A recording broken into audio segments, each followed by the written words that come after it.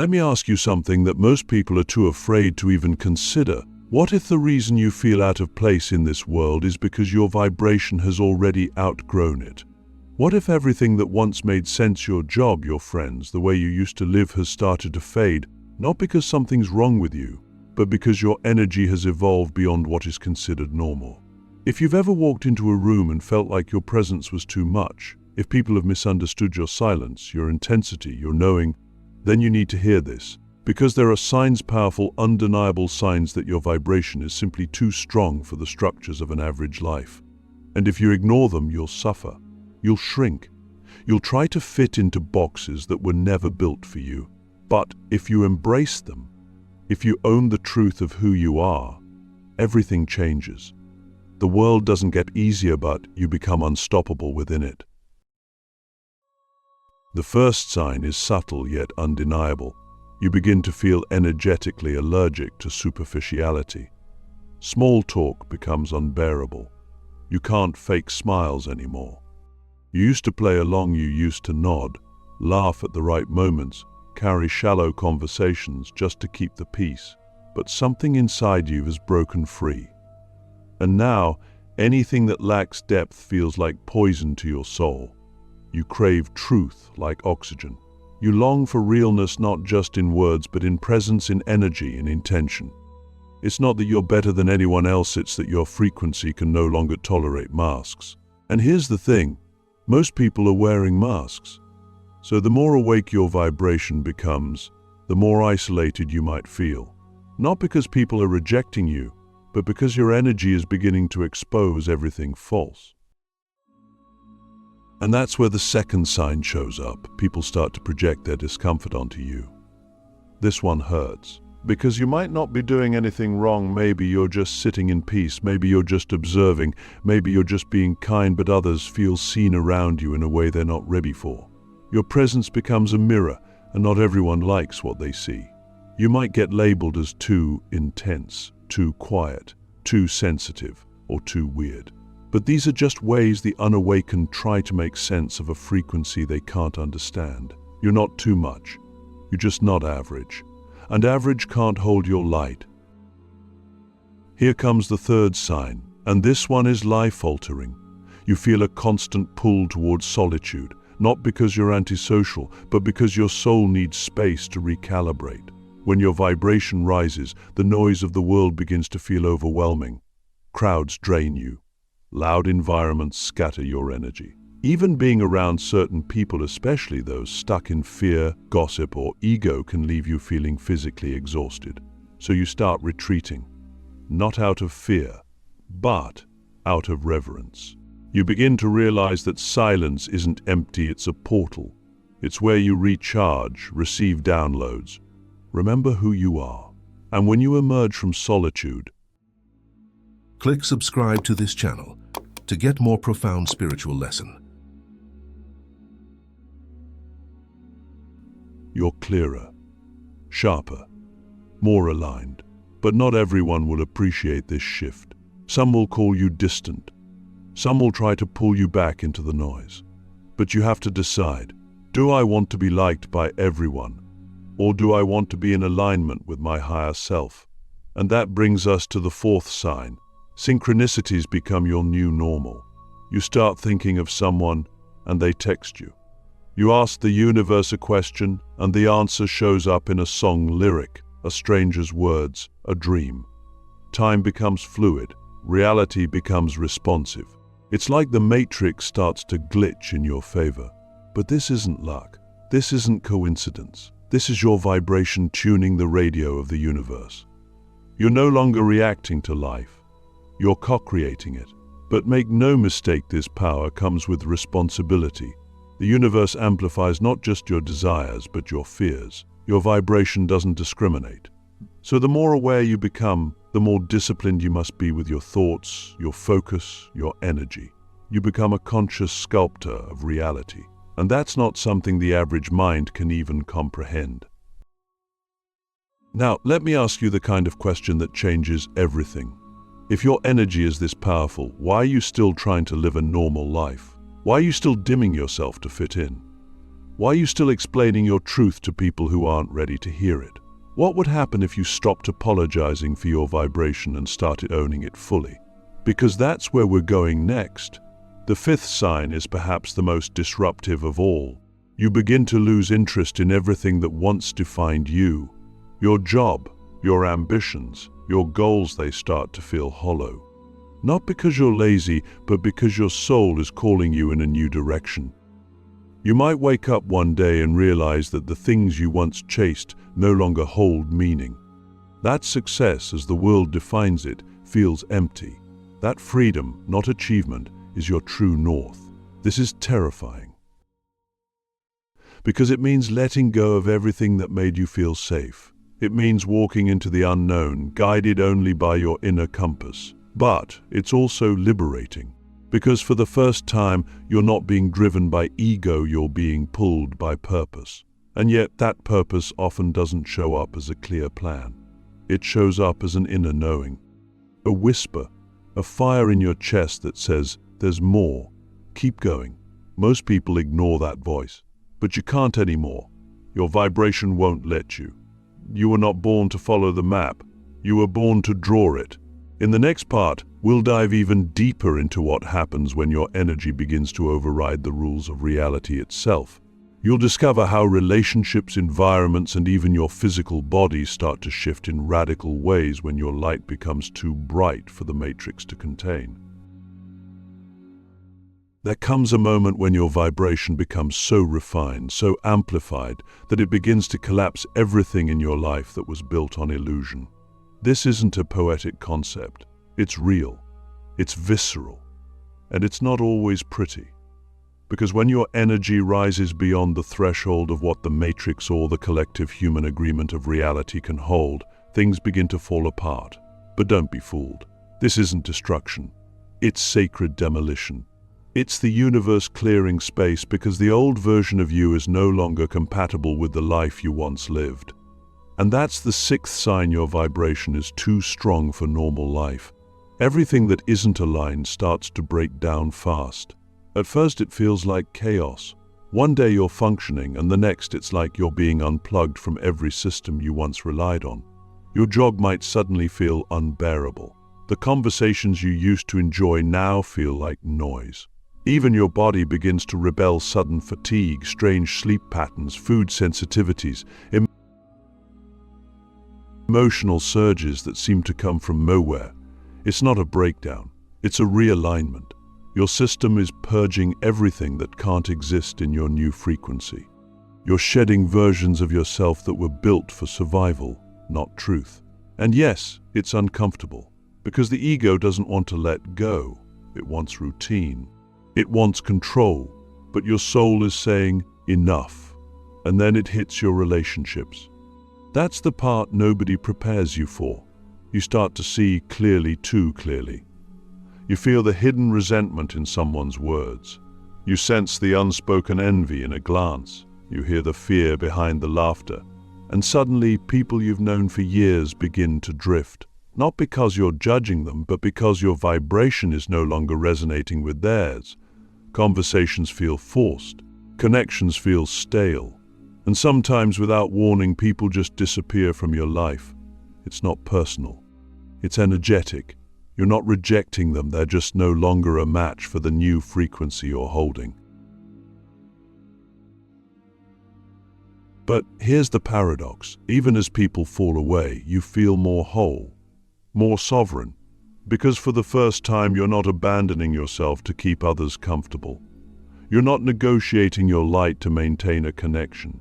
You're standing in your truth, even if it means standing alone. And in that space, something miraculous begins to happen. You start attracting souls who see you. Not your mask, not your achievements, not your role. You. These are the people who can meet your vibration, who speak the language of energy, who don't need explanations because they've walked through their own fire.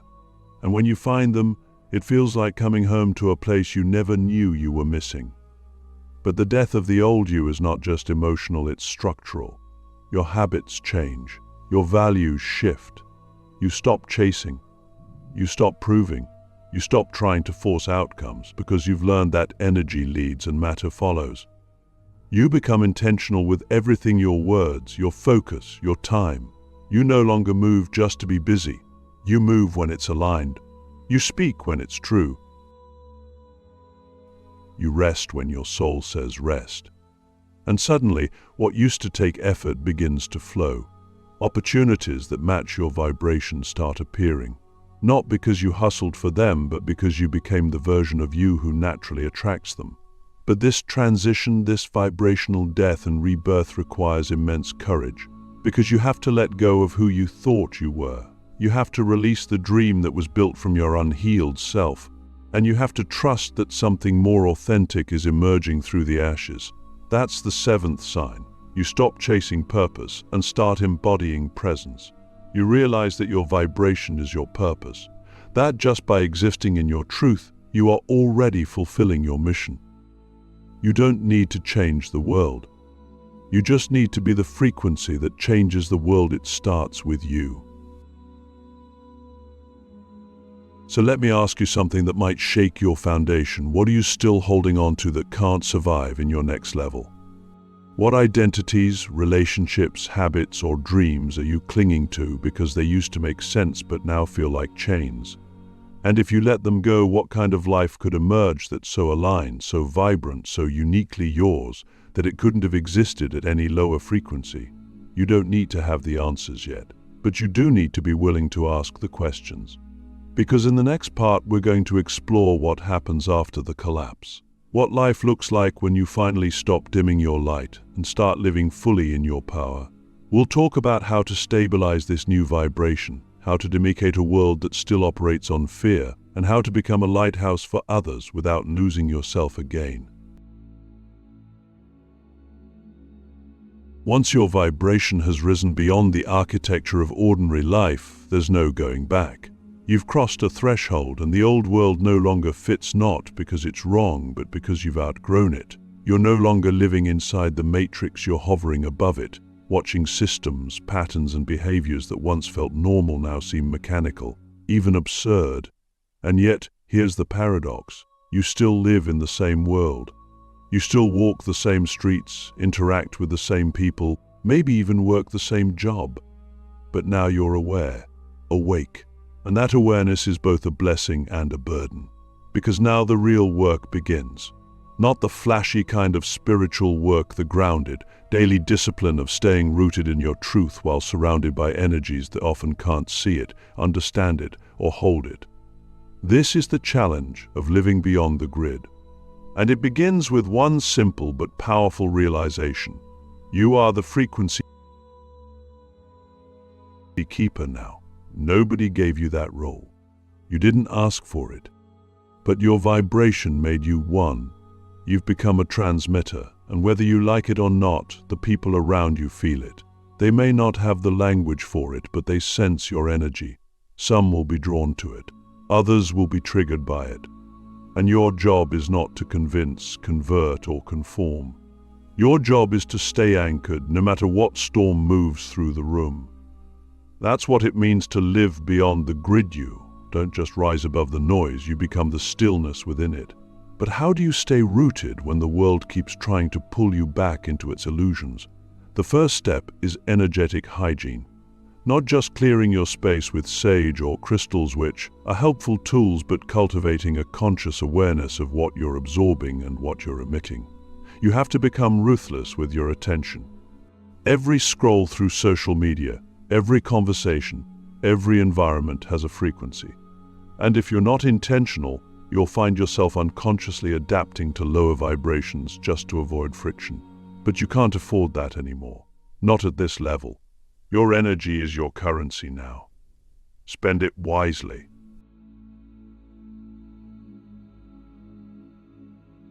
And then there's the internal navigation system, your intuition. Once your vibration hits a certain level, your mind takes a back seat. Not because it's bad, but because it's limited. Your intuition becomes the compass. And it doesn't speak in logic. It speaks in knowing. You'll feel it in your body before your brain can explain it. A sudden yes. A full body no. A quiet whisper that says, wait. Trust it, even when it doesn't make sense, especially when it doesn't make sense. Because intuition is the language of your higher timeline. It's not here to keep you comfortable. It's here to keep you aligned. And let's talk about loneliness, because it will visit you. Not because you're alone, but because few can walk with you where you're going. When you live beyond the grid, you realize that very few people are truly awake. Many are still asleep in the dream of fear, control, and separation. And you can't force them to wake up. You can only embody what awakening looks like. That means showing up with compassion, not superiority. It means being a lighthouse, not a judge. It means holding space for others to rise without dimming your own light just to make them feel safe. But as you stay rooted in your frequency, something incredible begins to happen. You start to attract resonance. You meet others who have also stepped off the grid. People who speak the same energetic language, who don't flinch at silence, who see you without performance. These are your tribe, not bonded by trauma but by truth. And with them, you start building a new reality. One conversation, one collaboration, one moment of presence at a time. This is how new worlds are born, not through revolution, but through vibration. And yet, even with support, you'll still be tested. The world will try to seduce you back into its rhythms. It will offer you comfort in exchange for conformity. It will tempt you with applause if you just tone it down. But you didn't come here to blend in. You came here to break patterns, sheafed timelines. To be the walking proof that a different way of living is not only possible, it's inevitable. So I ask you now, can you stay loyal to your frequency when no one else validates it? Can you keep your heart open when the world closes its doors? Can you keep showing up as the real you, even when it costs you everything false? Because this is the cost of freedom. Not everyone will come with you. Not everything will survive the shift. But what remains will be real, pure, aligned. And from that foundation, you can build a life that's not only sustainable but sacred. In the final part, we'll go even deeper. You'll learn how to turn your vibration into a force of creation, how to manifest, lead, and live as a fully embodied being of light in a world still waking up. We're not just talking about surviving outside the matrix anymore. We're talking about thriving, creating ripples of truth so powerful they bend reality itself.